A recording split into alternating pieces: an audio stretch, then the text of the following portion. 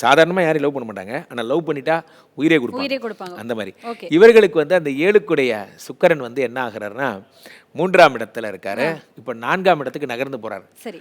4ஆம் இடம் என்பது என்ன அப்படின்னு பார்த்தீங்கன்னா, அங்கே ஏற்கனவே ராகு, இந்த சர்பண்ட் ராகு வந்து உட்காந்துருக்காரு. ஓகே. சுக்கிரன் ராகுவோட சேர்றாங்க. சுக்கிரன் ராகு சம்பந்தம் ஏற்படும் பொழுது இந்த பக்கம் ராசிநாதன் வேற ரத்தத்துக்கு அதிபதி உச்சமா இருக்காரு.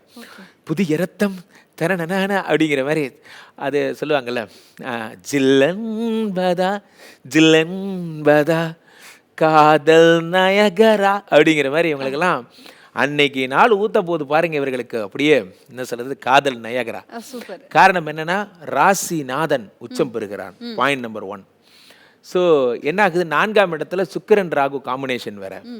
லவ் மட்டுமா, லவ்வை தாண்டி அன்னைக்கு நான் சொல்ற மாதிரி ஒரு ராசிக்கு சொன்ன மாதிரி இவங்களுக்கு கல்யாணம், அதையும் தாண்டி அதுக்கும் மேலே எங்கேயோ போயிடுவாங்க இவர்கள். அடுத்த மேரேஜ் பிளானிங், ஃபியூச்சர் பிளானிங் அந்த மாதிரிலாம் போயிடுவாங்க. ஸோ அவங்க வீட்டுக்கு போகிறது, அவங்க இவங்க வீட்டுக்கு போகிறது வந்து அப்பா இவன் தான் லவ் பண்ணுறேன் அப்படிங்கிற மாதிரிலாம் இன்ட்ரடியூஸ் பண்ணுவாங்க. எனக்கு தெரிஞ்சு இவங்களுக்கு தான் 200% நினைக்கிறேன். ஆமாம், ஏன்னா லவ்வர்ஸ் டே நீங்கள் கலவரம் பண்ணிட்டு இருக்கீங்க, 2 வீட்டுக்கு சண்டை வந்துட போகிறா அப்படிங்கிற. சண்டை போட்டால் போட்டோம்.